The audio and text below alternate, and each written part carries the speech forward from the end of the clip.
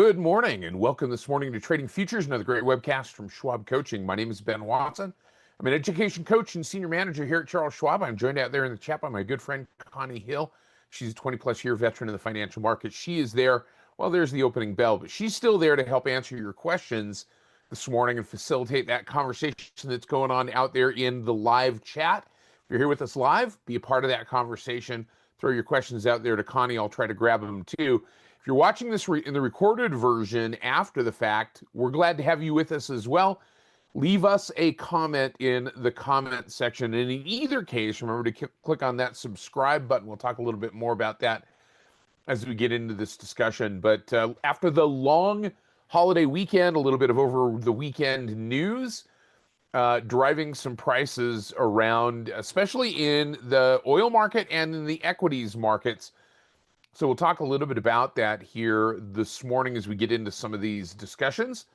A couple of quick, though, housekeeping items as we get into our discussion this morning. Remember that everything we talk about, simply for illustrative and educational purposes only, it is not any kind of a recommendation about a particular security or strategy or account type. Remember that futures and futures options trading involves substantial risk. It's not suitable for all investors. Make sure that you are aware of and have read the risk disclosure statement for futures and options prior to trading any or considering any of those futures transactions. Remember that futures accounts not protected by the SIPC. There are some additional characteristics that you want to pay attention to. There's, I just heard a trade go off. I'm not sure which one it is. Might be one that we're looking at this morning, at least initially. We'll see if that is the case. Just a couple of quick reminders, though. Futures requires a futures margin to initiate a position. So we'll talk through that idea as we get into some of these examples using the Thinkorswim desktop software platform. But remember that futures margin involves not only an initial margin to initiate the position, but also a maintenance margin to keep that position going. So we'll talk through that. Remember that investing involves risk, including the loss of principal. When we're talking about stop orders, when we're talking about futures products, remember that they behave a little bit differently. They're, first of all, not guaranteed in execution in general, even a stop market order, because of exchange rules. In, say, for instance, a fast market, there's a possibility that a futures price could move quickly, and because it can move quickly, the exchange designates a protection range in which that order, that marketable order, would get filled. There's the possibility that the price of the futures contract could move through that protection band or protection range, and that order would get rejected or not filled at all. So just be aware of that. That is a potential scenario in trading futures. Now, we may talk about virtual currency derivatives today, specifically some of those crypto futures contracts. We'll talk through that. But remember that those are a little bit different. They involve some unique and significant risks. Make sure that you read the NFA Investor Advisory and the CFTC Customer Advisory prior to trading those or considering trading those particular products. Also, we're going to be using the Thinkorswim desktop software platform, specifically the Paper Money platform. It is a great learning environment. It is not a guarantee of future success. And one of the biggest differences between Paper Money and live trading is in the area of fill prices. Oftentimes in the Paper Money account, you're going to get filled at an algorithmic price. In a live trading account, you're going to get filled at a price based on market forces. So just be aware of that difference as you move your practice from paper trading to live trading. So let's jump out here into the discussion and see what's going on. So I wanted to see if this was the trade that went off, and it was in fact not. I had put this order out there. Let's just go through this discussion really fast, looking at this initial setup that was in place. And it's, in fact, this is one of the reasons why I put the trade together the way that I did. So this is the /MES. This is the S&P 500 micro E-mini contract. And it is a tenth the size of the larger contract. In fact, if we look over here to the left-hand side, we can see the tick size tick value, point value are all smaller. The notional value is a tenth the size of the big contract, but in terms of price movement, it's moving the same way, right? It's the same underlying index that is driving the micro contract here. But we go over here, we can drop down to the futures drop down, we can see what our initial margin is in this /ES contract. It is 2,647 to go long. It's 2,500 to go short a position here per contract. So the setup that I was watching for and had been since earlier this morning was this kind of cup and handle breakout. So channeling my inner Rachel Deshelle, looking at price patterns here, I was starting to see this cup and handle building. That's not very visible. Let me delete that and get a different color real quick. I'm going to take this kind of bright blue color here. There we go. All right, so here's what I was looking at. It was this kind of cup and handle, if you will, breakout potential. Here's our neckline, or the rim of the cup, if you will, kind of that resistance area, right? I'm not drawing very straight. There it is right there. So here was the handle portion. And the point at which I put the trade on, we were kind of sitting right about here. It was a few minutes before the opening bell, a few minutes before we got started. So the trade that I had set up was a buy stop on a breakout of this resistance area right here. So looking for that cup and handle pattern to start to break to the upside, target being that move up here, which is just the symmetrical distance from the rim of the cup down to the bottom of the cup, if you will, and then making that move out to that upside. Now, could it continue to do that? Yes. Could it go further? Yes. That was the potential. But we were looking at taking the trade off relatively quickly if it made that move to the upside, that measured move. And then I put a stop order in place, or put a potential stop, a linked stop. So OCO, this was a one cancels other. My target was up here. My stop was right here. Now, obviously the order hasn't filled, because between the time that I put that order on, which was right about here, and now, in fact, this price has gone the other direction. This is the reason why when we have like a potential for a pattern breakout, some traders will use, as I did in this case. I'm not saying that this is the only way to do this, but in this case, I did this as a buy stop. So my entry price there at 75, let me see where that was. Let me put my cursor on it. We were at 75.49 was my entry price. That was a buy stop. It was a stop, wait, don't do anything until price gets to that level, then buy the contract or go long the contract and look for that upside move. Now, we're starting to see a little bit of a bounce. And what's interesting is you notice that that bounce came right about that previous level of support down around this 75.28. So is there still some validity to this setup? Potentially, yes.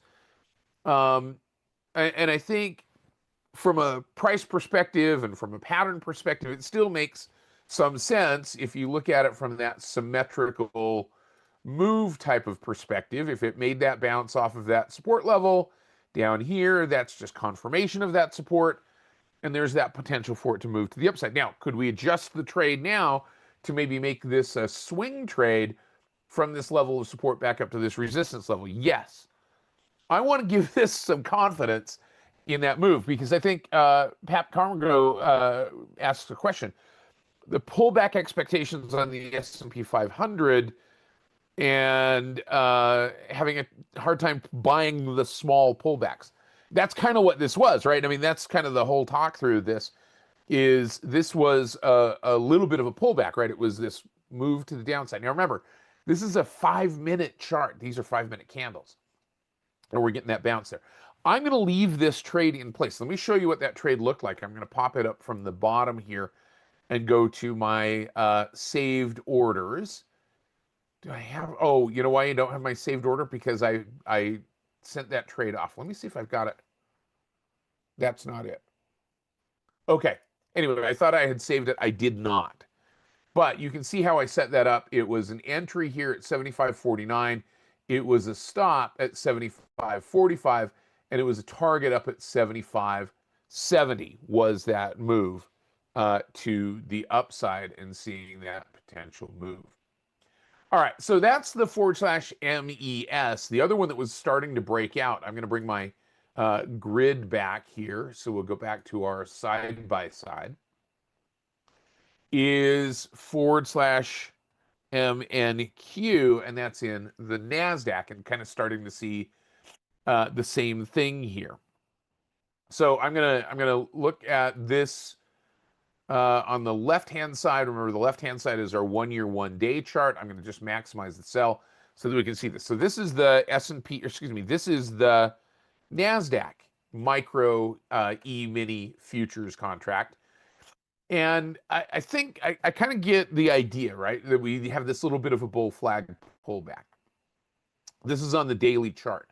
The question becomes, when you have these types of very long, kind of drawn out runs, and maybe this is, again, going back to the idea of price patterns, that this becomes kind of that extended move. If you're looking for something like a bull flag type of pattern, right, the bull flag logic in a lot of traders' heads might say, oh, we've got this big long impulse move from that support level, and then we've got this little short pullback. So am I expected, or am I thinking that we're looking at something like this, right? A duplication of that move, which would theoretically put this index out to around the 3,600 or 36,000 mark. That would just be that duplication of that bull flag move. And very possibly that could happen. I mean, that is a valid bull flag. The question is, if that's your expectation, a lot of things have to come into place in order for it to get to that kind of extended level and see that duplication of that move, and the likelihood of it staying there and continuing to run to the upside like that without another significant pullback.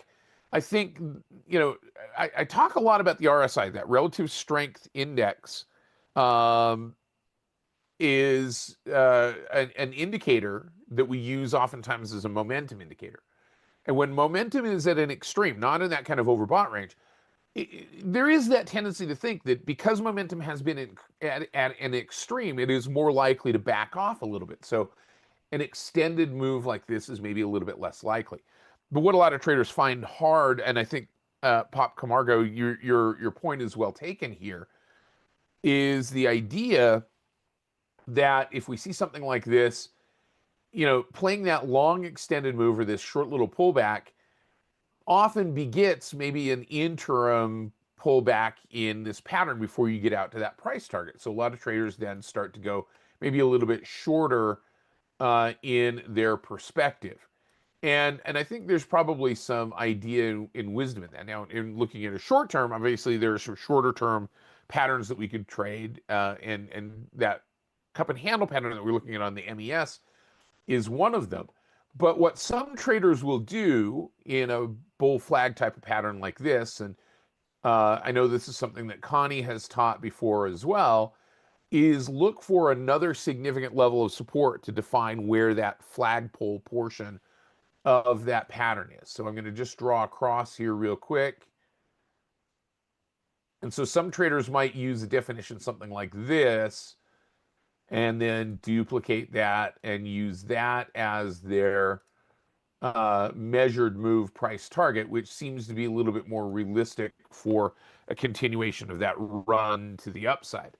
So an intermediate term trend trader using these futures contracts as a means to take this trade and manage this perspective might be looking at this. And this is, okay, so this is a bit of a future of a different color, right? Because now we're taking a little bit longer perspective. Now we can still come over here and use our shorter term chart as an entry means, because we have that same kind of bull flag or kind of cup and handle type perspective going on here. We're starting to see that move happening to the upside. It's kind of knocking on the door here in this cup and handle move, and it's gaining a little bit of trend strength. Yeah, and Sam, that's kind of the point, right? So is thinking that wow, that RSI is way up in that range for a while. But some traders are going to use this, and again, kind of use the short term as an indicator of what's going on in the near term, and putting these two ideas into alignment. One, the intermediate term trend trade, and two, the strength of the intraday candles here on the 5-minute bars or 5-minute candles here.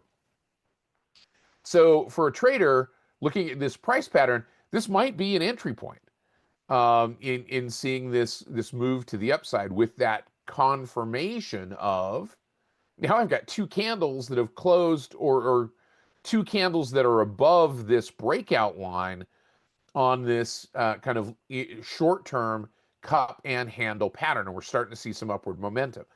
So I'm starting to think now at this particular point as a pattern trader that maybe we're getting some momentum moving to the upside. ADX is moving up a little bit, although it's pulling back just a bit in this. But remember, ADX is going to lag.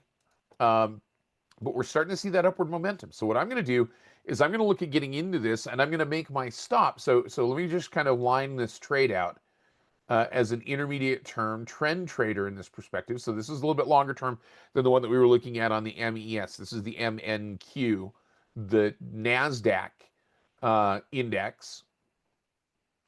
So I'm going to put this trade together this way, and this may be a little bit longer term trade. So target is up here.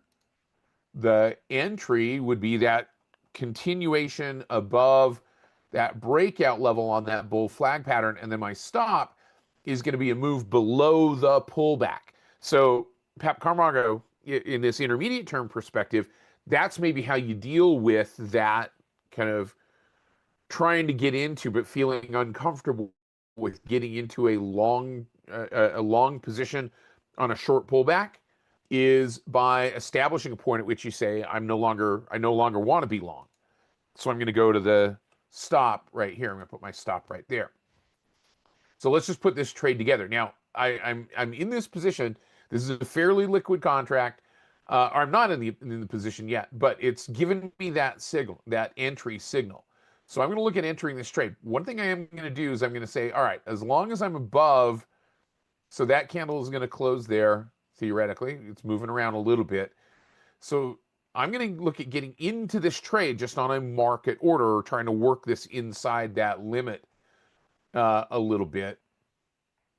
Again, remember, the market order is going to be worked by the exchange as an exchange designated limit order. So I could put it in as a limit order, or I can just let the exchange do that.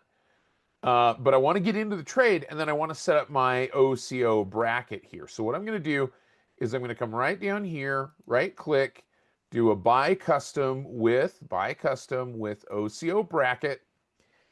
And I'm going to kind of work this order just a little bit. We're currently trading at 29,968.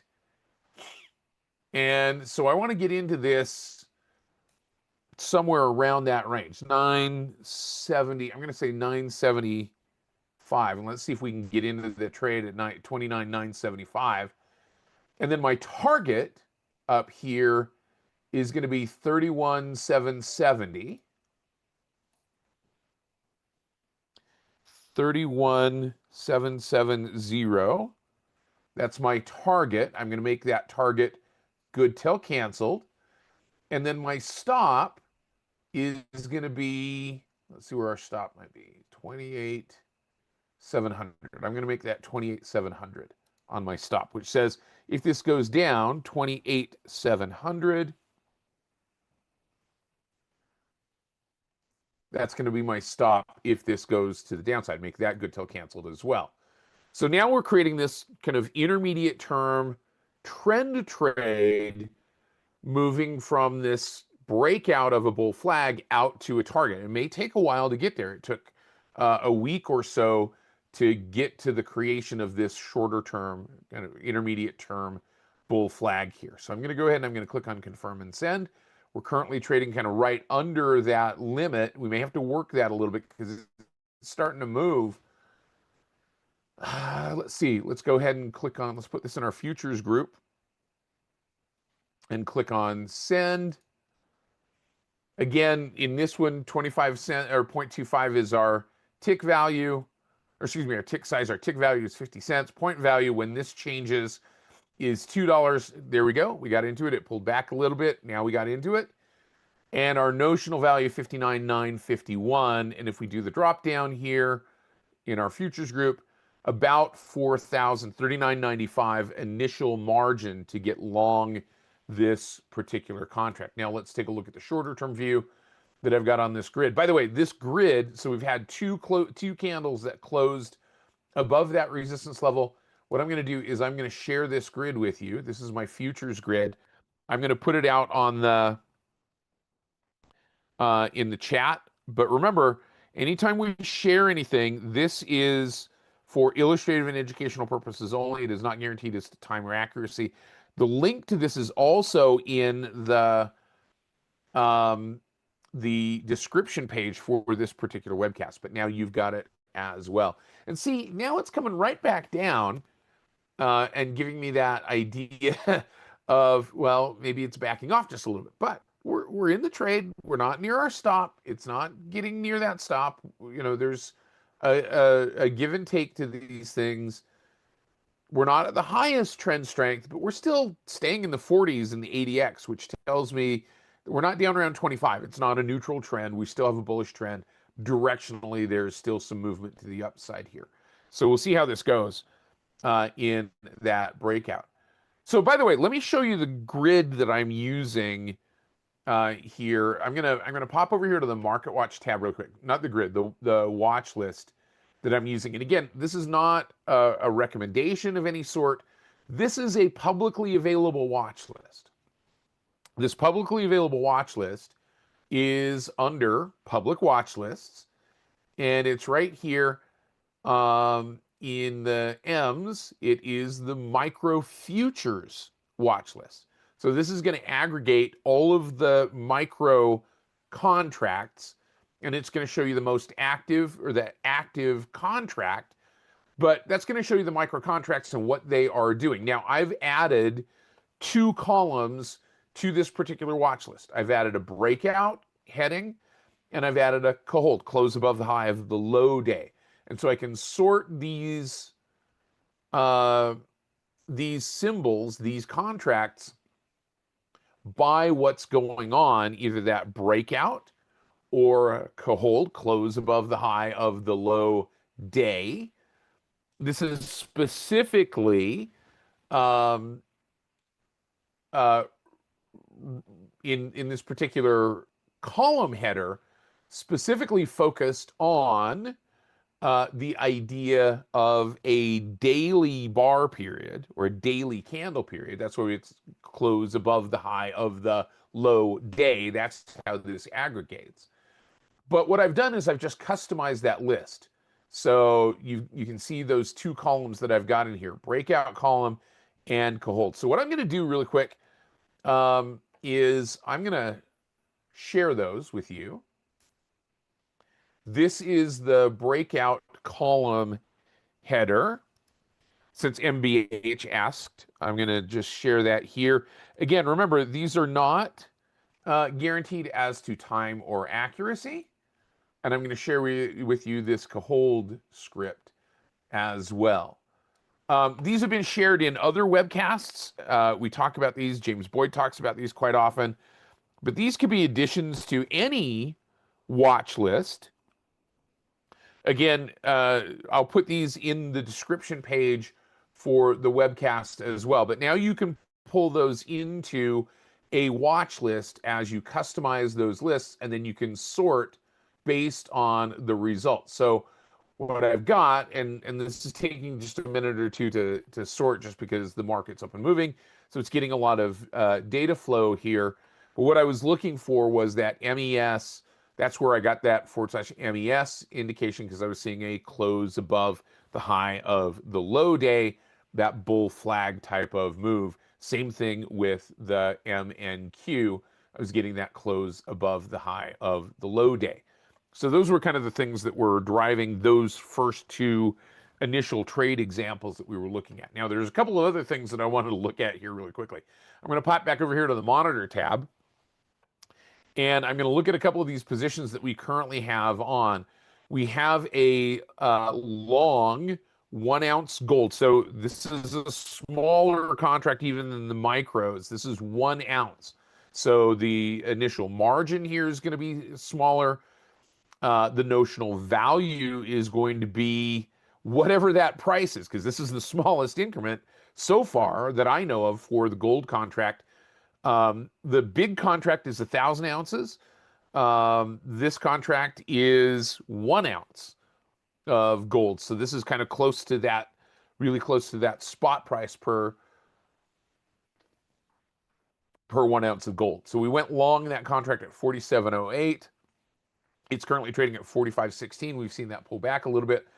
So we're losing a little bit. So I wanted to go through that really fast. Pop over here to /10Z, which is our gold futures contract. I'm going to just pop up our futures. So you can see the margin, the initial margin difference here. The 1 ounce contract has an initial margin of about $300, long or short. If I were to go to the big gold contract /GC, that contract has an initial margin, long or short, of $29,000. $29,000. So that's one of the reasons why I was looking at this. Obviously lower cost to enter the position, lower impact. Doesn't mean that it's any less risky. I mean, it can move and it will move in the same degree. Just it's a smaller notional value, right? So from a margin perspective, it is a lower barrier to entering the position just from a cost standpoint, capital standpoint. Doesn't mean you can't lose. You can lose what's in there. But that being the case, this is kind of bleeding off a little bit here. I'm going to look at this from a technical perspective. And we don't have a stop on this. I'm just kind of looking at where this is kind of creating this descending triangle. It broke out of that uptrend line, so I'm going to take that off. But I'm looking at maybe a support level down here as it squeezes towards that 4,300 mark. and maybe looking for that to come off. Although at this particular point, I may look at just taking this off because it's just not doing what I want it to do. In this particular case, we're just not seeing that price appreciation. So I'm going to look at taking this off, and we'll look at revisiting that when it is moving. I'm just going to create a closing order. We're going to sell this, and I'm just going to get out at that limit price. We'll kind of work that order a little bit. But remember, this is paper money, so we're going to get filled probably pretty close to the midpoint here. Click on send and fire that order off. And let's see if we can get out of. We might have to bump that order a little bit to get out of it, but I'm not going to chase it really far. So we're going to leave that sell order in place. All right, now the other one that I want to look at really quick before we go is this one, and this is /MCL, and this is obviously kind of the news perspective that is out there. I mean, the news initially this morning and yesterday was that, let me come over here and let's go to, oops, that was Barrick. Let's go to /MCL. The news initially this morning was that crude oil prices were down substantially. Let's kind of zoom in here a bit. And we can see the gap down in crude oil prices this morning. We see the RSI falling off. You can start to see that little bit of a hammer-like candle, maybe even a dragonfly doji candle so far this morning here on the micro crude oil futures. And again, I'm using the micros here simply because that micro crude oil contract has a smaller initial margin to it. If we take a look at /CL, which is the big contract, we're talking about 12,537 initial margin. In this particular case, the micro crude oil contract, $1,256 of that move. or that initial margin. So starting to see that push to the downside, but it's getting bought up. And so I kind of started to think, well, why is that getting bought up a little bit? If in fact the news is constructive to push this price to the downside. Now we just got out of that gold contract. That order just filled for us. So I'm thinking, why is this getting bought up here off of this support level? Well, number one, that's it. It touched that 89 mark and starting to see some buying pressure there as a potential support level, because you can see that buying activity that happened there previously, right around this $89, $90 mark. So we're currently sitting at about 94. So it saw a pretty good move to the upside. If we look at this in the short-term chart this morning, this is today's trading 5-minute candle. And you can see there's some pretty good bullishness here going on. So in the absence of other news, because I don't know what the other news is, I'm looking at this and saying, well, there's some pretty good bullishness here. So what I did is I went over here to the CFTC. Now, I want to talk through this. We've talked about this before. This is the CFTC Commitment of Traders report. Now, the most recent Commitment of Traders report that we have here is as of last week. We're going to get another one this week, but remember it was a holiday week, so that data should be coming out, I think, tomorrow in terms of this CFTC report. But the CFTC report, again, this is third-party information, this is third-party data, but it's available from the CFTC, the Commodity Futures Trading Commission, Commitment of Traders report. So I wanted to go through this real quick. Yeah, so down only 2% is an improvement. But Sam, you illustrate my point exactly, is that there are a lot of traders who are still on the long side of crude oil, meaning thinking that crude is going to go higher. So this is the physical contract. This is WTI physical. I wanted to look at this Commitment of Traders report. So let me just kind of take us through this really quick.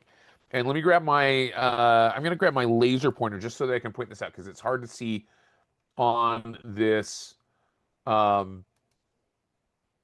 this view so that you can see this. So this is the producer merchant processor. So these are the traders that are using physical product to take delivery, to hedge against use. So these are the refiners, these are the shippers and those types of things. And you can see, so the contracts are broken down into long contracts and short contracts. How many contracts are long? How many contracts are short? And you can see that by the tune of about 2 to 1, there is a much bigger long position, 7,000 or 709,000 contracts long out of the producers and the processors of those physical users, compared to 336,000 short contracts. So there's still a lot of long pressure there. So that was my first answer to the question of why did this bounce off of that pullback to the $90 mark? Because those that are long are probably getting even more long at this particular point. The swap dealers, on the other hand, so these are the financial institutions that are creating those calendar spreads and those swaps. And so there's a fair amount of short positioning there because they've been taking the other side of those long contracts. And you can see the amount of spread going on as they're kind of spreading that off. But they're the ones that are primarily short in this particular case. You go to the managed money, those institutions that are doing this as part of some, say, for instance, ETF or mutual fund that holds oil products, they are vastly long as well. And then you go back over here to the other reportables. So this is going to be some of that retail influence. That's going to be primarily what you're going to see in that other reportables. Retail is generally long, but not as leaning quite as long as the other side, right? So managed money is pretty long. Producers are pretty long. So there's a pretty big long position in crude oil. Yes, so Sam, yes, that is a bullish signal on crude due to long contracts higher than short contracts, for sure. But remember, and this is what I had to come back to, this is as of last week. This is as of May 19th. Now, I'm interested to see if this position changes, this long short relationship changes going into this week with some news. Now, good question. I don't know if that news is changing at the moment, but there does seem to be kind of an underlying long floor down there at that support around the $89 to $90 range. And we saw that little bit of a bounce here this morning, which doesn't benefit this position where we are short that contract, the near dated contract. We want that price to come down, and we are long the backdated contract, and that's actually come down a little bit as well. Overall, I think what we might see, and again, if this breaks, let me come back over to this one.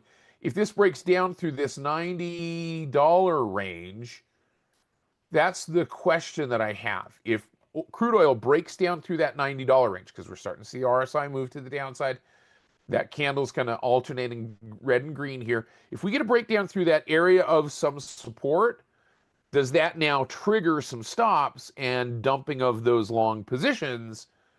Or does it trigger traders getting more long? Because I think there's this equal perspective.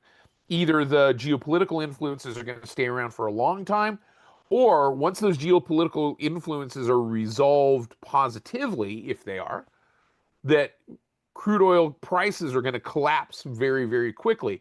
So if it breaks below a structural level of, say, 89 here, you could see some pretty quick movement to the downside. That's where we're sitting on crude oil at the moment. So good question, and one that we're going to pay attention to. I'm going to wait in terms of entering a position in this particular case till I have more information coming out of that commitment of traders report, that next commitment of traders report.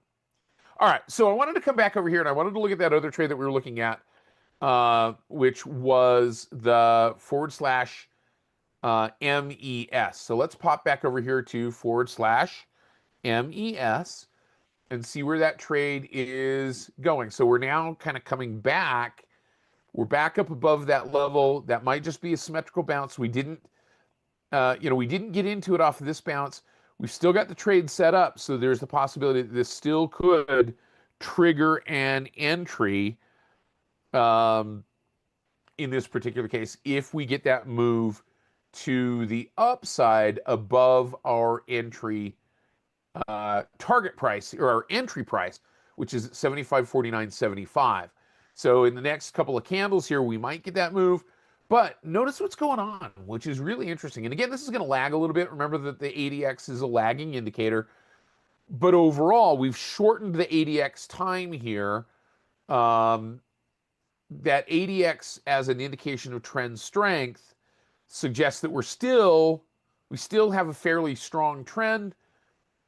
It's in the strong trend range above 25, but that trend is maybe backing off just a little bit here as this approaches that resistance level. So looking for a breakout of that 75.49.75 on the /MES. Wow, I'll tell you what, we've gone kind of deep dive here again this morning, which is, that's fine. I think, there's some idea behind wanting to get into maybe a few of these more advanced trades. Many of you have asked for that. In terms of the understanding the basics, let me take you over here to where you can learn a little bit more about how to trade futures and some of the basics of trading futures. If you come over here to schwab.com/futures and you drop into this location right here, which is just the overview.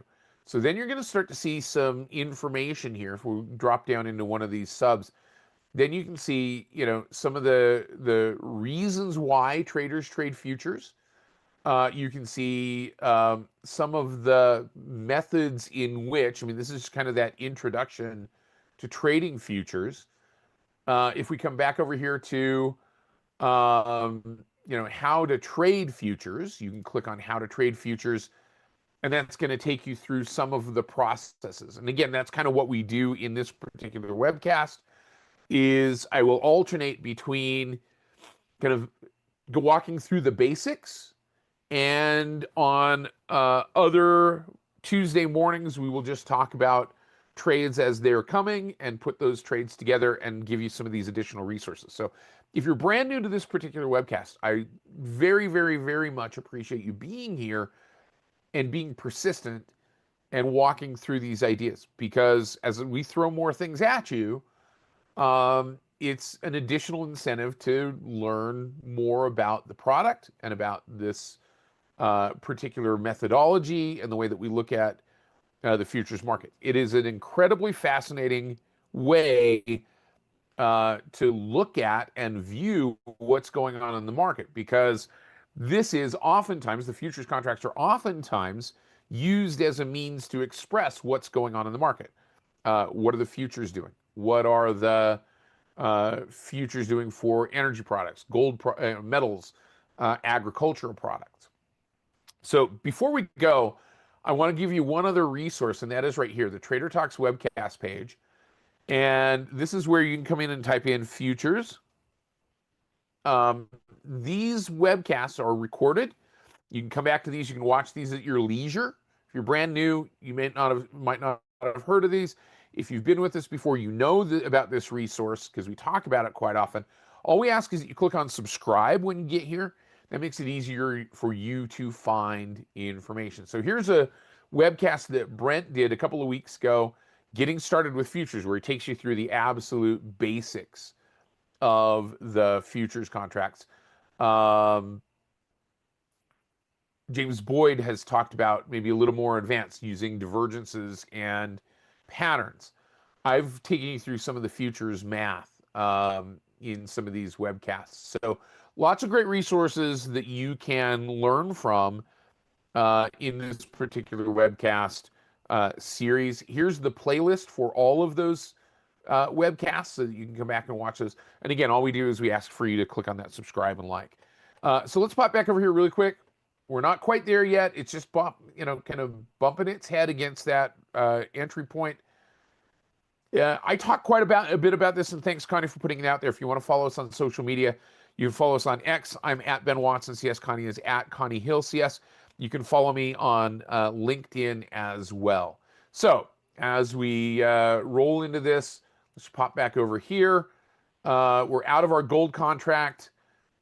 We are in that NASDAQ contract, and we're waiting on our /MES. So our NASDAQ contract's working in our favor. That's doing what we want it to do. We've got our trades, our exit orders in place there, and we'll see how that goes. So once again, my thanks to our great production staff. My thanks to Connie Hill for helping out. And of course, my thanks to all of you for being here. Whether you're brand new, whether you've been with us for a while, thanks for joining us this morning. We'll have a great day. I'm going to be back later teaching 2 more webcasts today. Connie's going to be teaching a couple of things. So we'll see you again very soon. Take care, everybody. Bye-bye.